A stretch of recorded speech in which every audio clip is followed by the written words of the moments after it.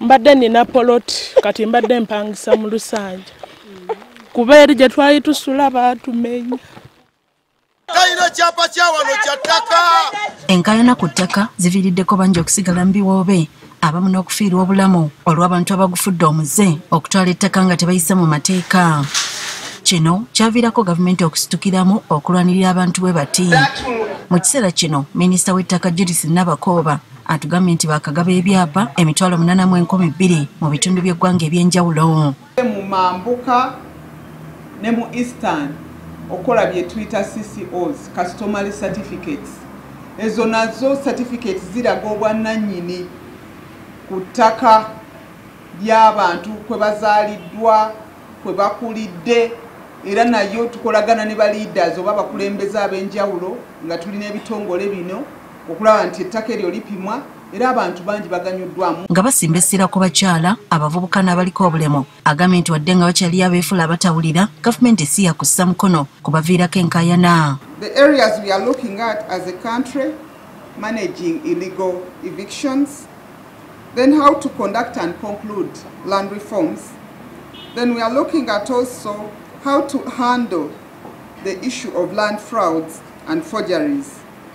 Then also enhancing the tools used for faster mapping and surveying of land. Wabula asabye abantu ate obutakozesa mukisa guno kukozesa lukojjokojjo okutwala ettaka eritali lyabwe. When we are handling land matters, it is important for us to be true and genuine to ourselves. That is very key.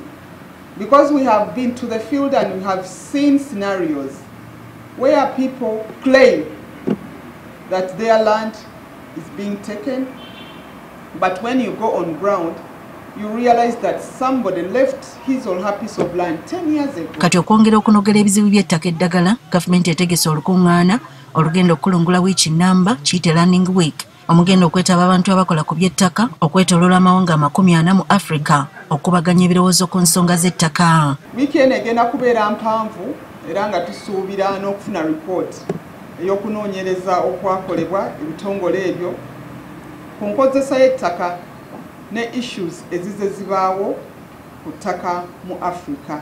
Muno mwakubaamu n'okuwa lipoota ku ngeri abakyala abavubuka n'abaliko obulemu gye bayinza okuyambibwa okulwanirira eddembe lyabwe ku ttaka. Bwe tusanga omukyala ayina ekibanja kye oba omuvubuka naye ekibanja ekyo bakipima eno enkola ya land fund.